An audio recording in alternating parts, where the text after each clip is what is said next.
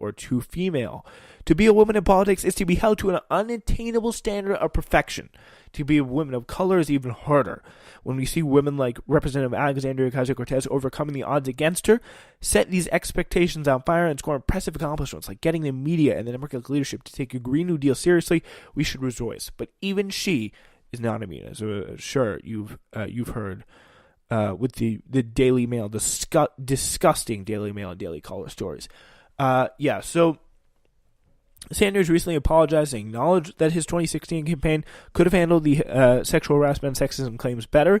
And in his 2016 election campaign, he reportedly instituted sharper protocols like better hiring, training, and designated an independent firm that staff could utilize to report sexism and harassment. So that's good.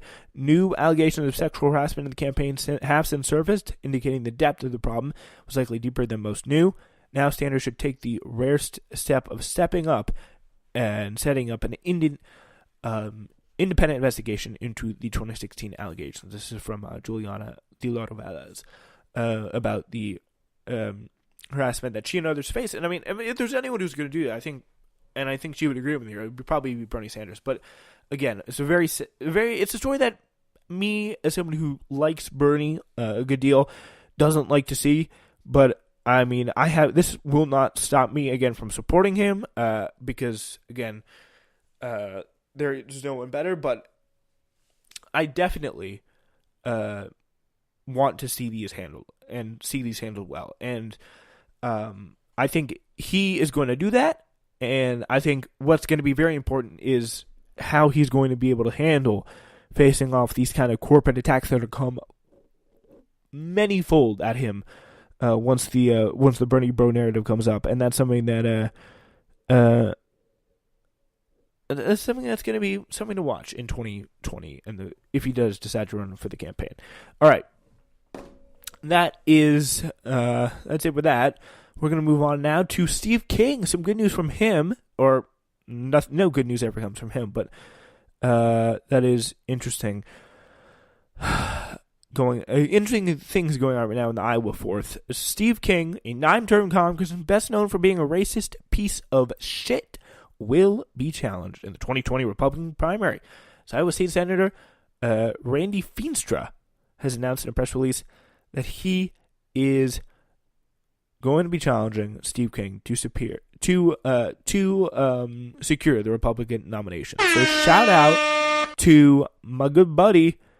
I'm sure he's not very good. He doesn't have good politics. Randy Feenstra getting this guy out. So today, Iowa's 4th district doesn't have a voice in Washington because the current representative's caustic nature has left us without a seat at the table. Feenstra said in a statement, "We don't need any more sideshows and distraction. We need to start winning for Iowa's families." And by sideshows, we can assume that he means blatant white nationalism. He's got a good point. So in the 2018 midterms, King won his district, but only barely. He beat his Democratic opponent, J.D. Scholten, by 3 points. This was almost as bad as the loss for King, who used to win his district by 20 points or more. Trump carried the district down by 27 points in 2016. King kind of anticipated the challenges. He has now announced that he's going to be holding town halls. It should be interesting. In each of his district's 39 counties, the congressman previously eschewed town halls for fear that he would be disrupted by protesters. Now, he's going to have to face that. And mark my words, I've been covering politics for a year. Almost a year. Not even a year. And I know they're going to be protesters. This show has been going on for almost a year. No, actually, no. What am I thinking? Almost 2 years. Almost 2 years. That's actually crazy. But I know there's going to be protesters. There's definitely going to be protesters there. There's no doubt about that. And the fact that there's a maybe should obviously be changed. But yeah, there's going to be protesters. And that should be fun to watch. King's lackluster performance in 2018 and the primary challenge are both likely a result of the negative press he's received for things like going to Austria and giving an interview to the white nationalist publication the day after visiting Auschwitz. In his past public appearances, he often draws protests, and again, they haven't gone very well. Feenstra, though, is a former EMT in his third term as Iowa Senate. He's hopefully, perhaps less of a racist than King. He's also a fairly standard red state Republican. He advocating also making gay marriage illegal in Iowa by creating a new constitutional amendment. He's not a very good guy. He's a Trump supporter. and his campaign website has helped fulfill a promise to make America great again. I am pleased to hear of anyone challenging Steve King for Congress, but based on Randy Feens's record, I doubt he would fight for platform issues important to Sioux County Democrats, says Kim Van Ness, the vice chair of the Sioux County Democrats.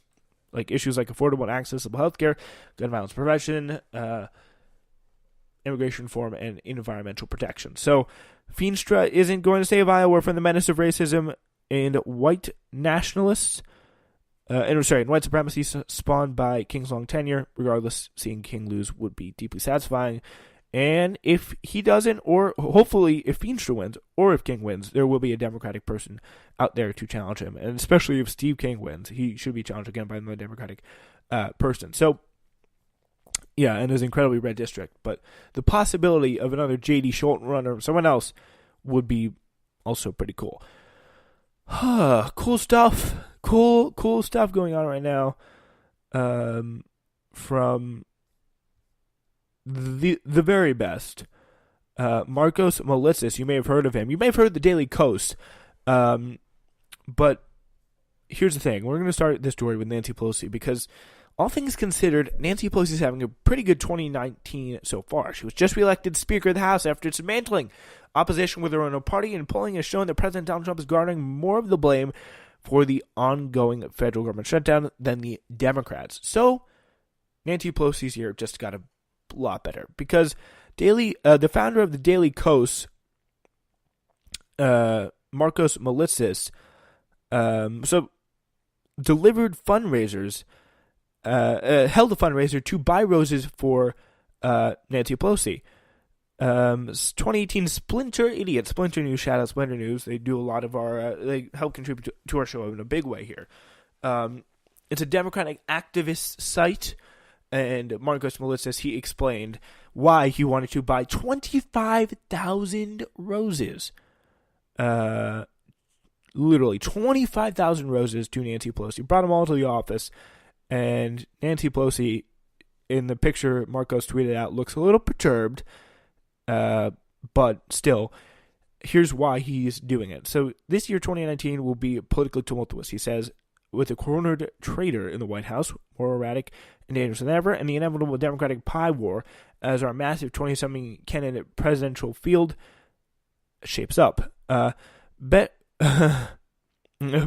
before we get to the poo-flinging, both internal and external, let's do something nice for once.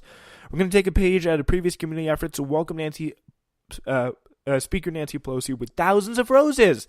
If $10 buys 3 roses, we want to get to 10,000, filling our office with a tangible, physical sign of our deep gratitude and appreciation for a strong leadership of our House caucus.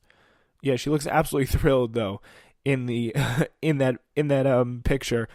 According to the site's own numbers, each rose cost $3.33, meaning that Daily Kos readers came together to give more than $83,000 for what is essentially a photo op. Literally, no one wants that many roses. So,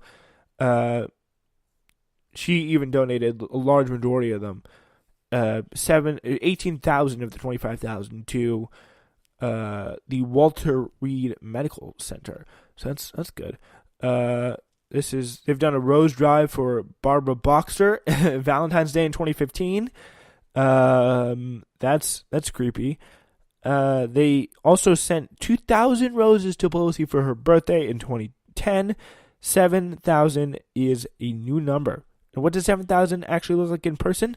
From the Washington Post coverage of the drop-off, the scene in Pelosi's office in the Longworth office building resembled a cross between a wholesale florist fridge and what you'd imagine Beyonce's dressing room looks like.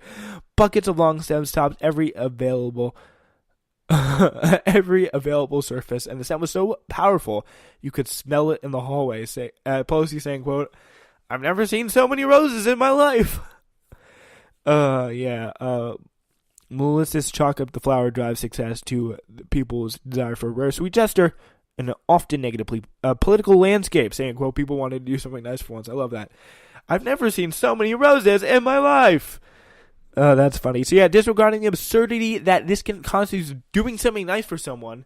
And by the way, no, like after a week, those roses are for sure out of there. But it's It's ridiculous. The fact that, again, it shows you, hopefully, that there are more important things in the mind of most people. Like, all I'm going to say is here, let's just hope that the majority of the Democratic base does not read the Daily Kos. That's not where our mind needs to be at going to 2019 and beyond. All right, that's it for us. Newsflash, we will be back tomorrow with the wake up. But it will be, please note, it will be at 7 instead of 6.